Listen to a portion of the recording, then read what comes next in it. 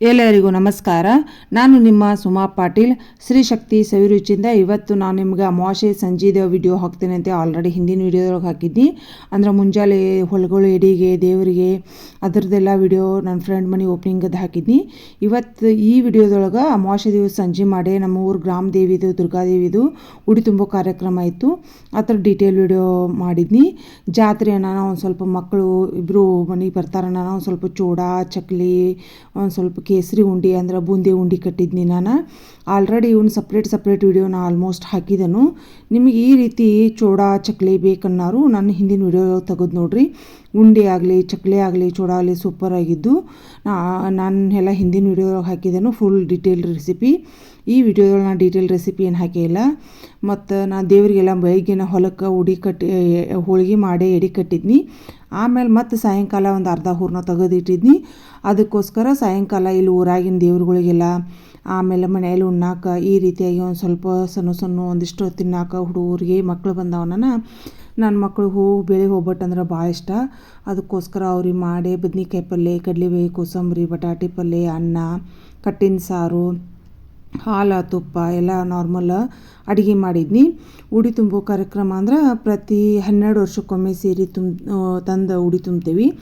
ಪ್ರತಿ ವರ್ಷವೂ ಇದೇ ರೀತಿ ಸಿಂಪಲ್ಲಾಗಿ ಬ್ಲೌಸ್ ಪೀಸು ಬಳೆ ಮತ್ತು ಎಲೆ ಅಡಿಕೆ ಕಡಲೆಕಾಳು ಅಕ್ಕಿ ಹೊಂಗಲೂಲ ಬಾಳೆಹಣ್ಣು ಮತ್ತು ತೆಂಗಿನಕಾಯಿ ಈ ರೀತಿಯಾಗಿ ಎಲ್ಲ ದೇವ್ರುಗಳಿಗೆ ಉಡಿ ಮಾಡಿ ರೆಡಿ ಮಾಡಿಟ್ಕೊಂಡು ಸಂಜೆ 4 ಗಂಟೆಯಿಂದನ ಅಮಾವಾಸ್ಯೆ ದಿವಸ ಅಂತೂ ಇಡೀ ದಿವಸ ನಮಗೆ ಬೆಳಗ್ಗಿನ 3 ಗಂಟೆಗೆ ಎದ್ರೂ ನಮಗೆ ಇಡೀ ದಿವಸ ಕೆಲಸ ಮಾಡೋಕ್ಕೆ ಸಾಕಾಗಂಗಿಲ್ಲ.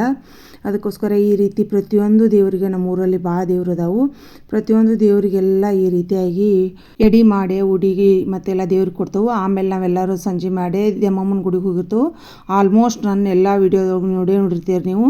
ಪ್ರತಿಯೊಂದು ಕಾರ್ಯಕ್ರಮದೊಳಗೂ ನಾವು ನೆಗೆನ್ ಮಕ್ಕಳು ಎಲ್ಲರೂ ನಾವು ತಂಗಿಯರು ಎಲ್ಲರೂ ಕೂಡಿ ಹೋಗಿರ್ತೇವೆ. ಈ ರೀತಿಯಾಗಿ ಎಲ್ಲರೂ ಒಮ್ಮೆ ಹೋಗಿದ್ವು ಅನ್ನೋಣ ಅಲ್ಲಿ ಎಲ್ಲರೂ ಸಿಗ್ತೇವೆ. ಈ ಫೋಟೋ ಒಂದೆರಡು ತಕ್ಕೊಂಡು ಕಾಸ ಈ ರೀತಿ ಬಸವಣ್ಣಗೆ ಆಮೇಲೆ ಹನುಮಂತೇವರಿಗೆ ಮಾಡಿ ಅಮಾವಾಸ್ಯೆ ಪೂಜೆ ಮುಗಿಸಿದ್ನಿ. ಮರನೇ ದಿವಸ ಅಂದರೆ ಯುಗಾದಿ ಇತ್ತು. ಬೆಳಗ್ಗೆನ ಬೇಗನೆ ಎದ್ದು ಕಾಸ ಮನೆಗೆಲ್ಲ ಮಾವಿನ ತೋರಣ ಅದೆಲ್ಲ ಹಾಕ್ಕೊಂಡು ಕಾಸ ಅಂದ್ರೆ ನಾವು ಸಿಂಪಲ್ಲಾಗಿ ಮಾವಿನ ಟೊಂಗ್ಲ ಅದು ಈ ರೀತಿ ಹಾಕಿರ್ತೇವೆ. ದೇವ್ರ ಮನೆಗೆ ಮತ್ತು ಮುಂಬಾಗಿಲಿಗೆ ಹಾಕಿ ದೇವ್ರ ಪೂಜೆ ಮಾಡ್ಕೊಂಡು ಬೇವು ಬೆಲ್ಲ ಮಾಡ್ಕೊಳಕ್ಕೆ ಬೇವಿನ ಹೂವು ಒಂದು ಸ್ವಲ್ಪ ಸಿಗಲಿಲ್ಲ. ಅದಕ್ಕೆ ಬೇವು ಬೆಲ್ಲ ಆಮೇಲೆ ಕಡ್ಲಿ ಈ ರೀತಿಯಾಗಿ ಎಲ್ಲ ದೇವ್ರಿಗೆ ನೈವೇದ್ಯ ಮಾಡಿ ಕಾಸ ಪೂಜೆ ಮಾಡಿದ್ನಿ.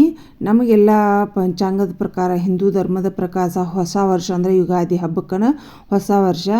ಈ ರೀತಿಯಾಗಿ ನಾನು ಹೊಸ ವರ್ಷ ಮತ್ತು ಯುಗಾದಿ ಹಬ್ಬವನ್ನು ಆಚರಿಸ್ನಿ. ನಮಗೆಲ್ಲ ಒಂದಷ್ಟು ಮನೆಯಲ್ಲಿರೋರು ಹೆಣ್ಮಕ್ಳಿಗೆಲ್ಲ ಪೂಜೆ ಮಾಡೋದು, ಮಕ್ಕಳು ಬಂದರೆ ಏನಾರ ಒಂದು ಅಡುಗೆ ಮಾಡಿ ಉಣಿಸೋದು ಇದೇ ಒಂಥರ ಖುಷಿ. ಮಕ್ಕಳೆಲ್ಲ ಬಂದಾರ ನಾನು ಭಾಳ ದಿವಸ ಆಗಿತ್ತು ಮನೆಗೆ ಬರೋದ್ಲೆ ಮಕ್ಕಳು ಬಂದಾರ ನಾನೊಂದು ಸ್ವಲ್ಪ ಮತ್ತು ಗೋಧಿ ಹುಗ್ಗಿ ಮಾಡಿದ್ನಿ. ಗೋಧಿ ಹುಗ್ಗಿ ಬದ್ನಿಕಾಯಿ ಎಣ್ಗಾಯಿ ಕಾಳು ಪಲ್ಯ ಚಪಾತಿ ಹಪ್ಪಳ ಶಾಂಡ್ಗಿ ಎಲ್ಲ ಈ ರೀತಿ ಅವ್ರಿಗೆ ಇಷ್ಟ ಆಗೋದನ್ನು ಮಾಡಿ ಕಾಸು ಉಣಿಸೋದು ಅದೊಂಥರ ಸಂಭ್ರಮ. ಯುಗಾದಿ ಹಬ್ಬ ಬೆಳಗ್ಗೆ ಈ ರೀತಿಯಾಗಿ ಆಚರಿಸಿದ್ವಿ ನಾವು.